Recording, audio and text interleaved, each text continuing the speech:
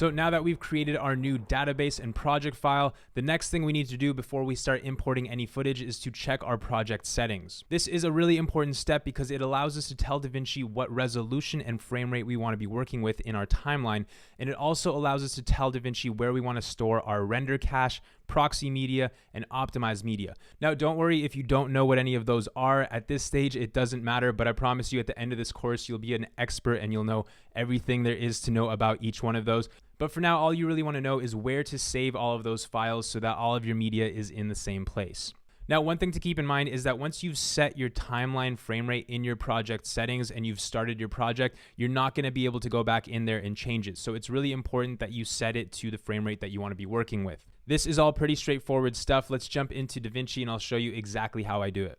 All right, so we have that project file that we just created open here, and to confirm that, we can press Shift-1 to open up our project manager here, and we can see this is the OnePlus project that we just made. I'm actually just gonna delete this test one because we don't need that. That was just to show you guys an example. Cool. So we can close that. All right, so what we want to do is access our project settings. And the way that we can do that is to hit this little gear icon in the bottom right corner, or we can press Shift-9 on our keyboard. That is the shortcut to bring up our project settings. Now, in this lesson, we're really only going to focus on the master settings. These are the settings that are most important when you're starting a new project, and we'll just start from the top down. So at the top, we have timeline format. And we want to make sure that the timeline resolution is the resolution that we want to be working with. Now, you can actually change the timeline resolution at any stage. This is actually something that's really cool about DaVinci because if you have a slower computer, you can actually just be working in a 1080p timeline. And then when you're ready to export, you can switch it back to a 4K timeline or whatever resolution your main clips are at, and then export it as a 4K sequence, but you're working in a 1080p timeline, which is going to save processing power and make things a bit easier on your computer. So if I'm working on a bigger project and I find things are going slow and I'm not getting the actual frame rate playback on my preview, then I could switch this down to 1080p and I'll see a significant increase in performance from my computer. But in my experience with my top tier 16-inch MacBook Pro 2020 model, it's done really well with 4K. I haven't had an issue with it, but I have no problem editing in 1080, honestly, and then exporting in 4K at the end. One thing to keep in mind is if you are editing in a 1080p timeline and you forget to switch your project settings back to 4K when you're exporting, the great thing about DaVinci is it's going to give you this pop-up and it's going to let you know, hey, you're trying to export your timeline in a resolution that's higher, that's greater than the actual resolution of your timeline, and you can experience a bit of issues with that. It's going to let you know that, which is really good, so then you could just go back into your project settings, put it back to 4K, and then export it in that way. But it's totally fine to work in a 1080p timeline. So this timeline resolution area up here doesn't really matter, but what does matter is the timeline frame rate down here. So I like to work in a 24 frames per second timeline. You can choose any frame rate that you want. I pretty much only stay in 24 frames per second. 23.976 is basically like the same thing. It's personal preference, honestly. 24 works, and that's always how I start every single project, 24 frames per second.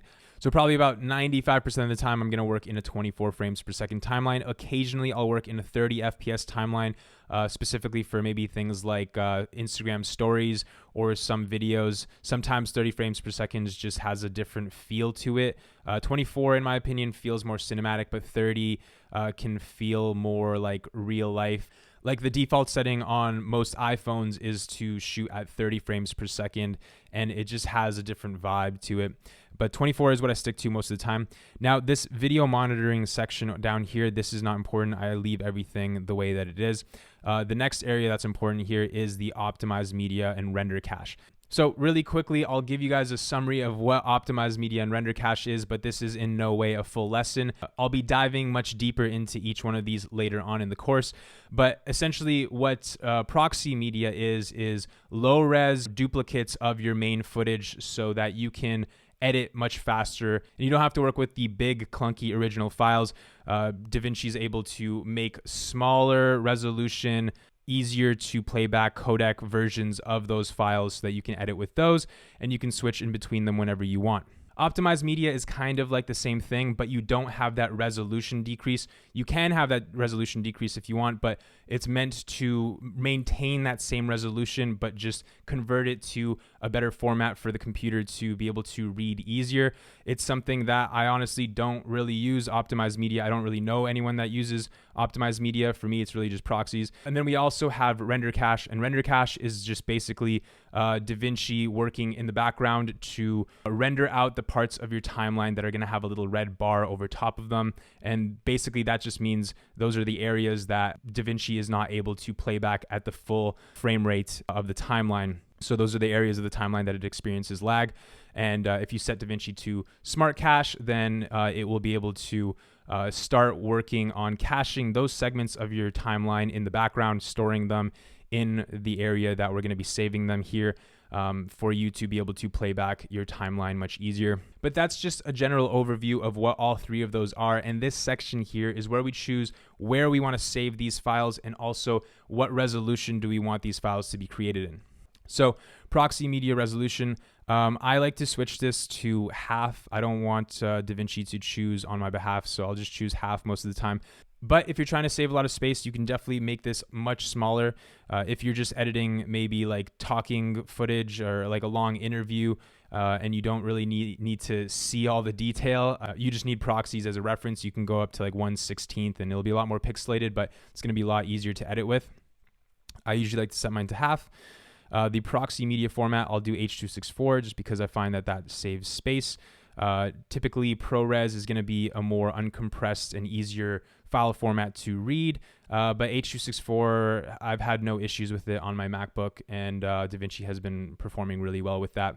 Optimized media resolution, so for this I'll just leave it at choose automatically, or we can just leave it at original if optimized media is something that you choose to do. I do not use optimized media. And down here, we can leave these both at 422 HQ. The render cache, I'll leave that as ProRes 422 just because I don't need that extra bit of quality for the cache. So the last thing we're going to want to do in this section is to change enable background caching from 5 seconds to 1 second. Now, basically what we've done is we've told DaVinci to allow it to start caching the files that need to be cached in our timeline after 1 second if we're not working in the program. So basically, if I take a break from editing and I step away, I don't touch my mouse for 1 second, it's going to start caching those red areas of my timeline, the areas that have that little red bar up top. And you'll see what I mean later on in this course. And it's just going to start caching those areas right away in the background, which is really helpful because I could take a little bit of a break, and then when I come back, all the areas that were sluggish in my timeline are now going to be cached, and they're going to be able to play back smoothly. Now, below the optimized media and render cache area, we have the working folders area, and this is what I was talking about before. This is where we choose the folders that we want to save the proxy and the cache files, and also something called gallery stills, which is something we're going to learn a lot more about later on in this course. Now, the place that I like to save all of these files is that same DaVinci folder that we created within our project files folder on our main drive that we're working on. So one thing to keep in mind is that this area is going to default to the last place that you saved to on your previous project. So it's always really important to check this. Otherwise, the proxies that you're creating in the cache files, they're going to be saving to the old database or the old folders that you had selected previously. So let's go into the proxy generation location. Let's click browse, and let's go to our drive here. We got OnePlus Phone Project, project files, DaVinci. And in here, we can make a new folder called working folders. And in here, let's call this next one proxies. So proxies, create, and we'll click open. Same thing with the next one. So we'll access that same folder. And we're going to call this one cache. Click open. And same thing with the last one. We are going to save this in the same folder. We're going to call this one gallery stills.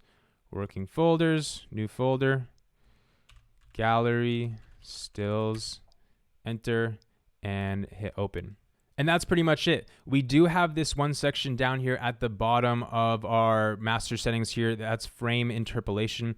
And this basically allows us to tell DaVinci how we want our slow motion or sped up motion, how we want our change in speed in our timeline to be processed. And this is something that I don't touch here, but it is something that you can keep in mind for future. Later on in this course, you'll be learning about optical flow and speed warp and how those settings affect the look of the speed change in your clips. And this is kind of like a global change that you can make to how the retime process is going to be affected throughout all of your clips. Right now, not important, but it is something that you can come back to and modify. But personally, I leave that the way it is, and that's totally fine with me. So once everything is how we want it, we can click save, and we'll be asked if we want to update the gallery path. We can click update, and we are good to go. Okay, so we have dialed in our project settings. Everything is good to go. We are officially ready to start importing our footage into DaVinci. I'll see you guys in the next lesson.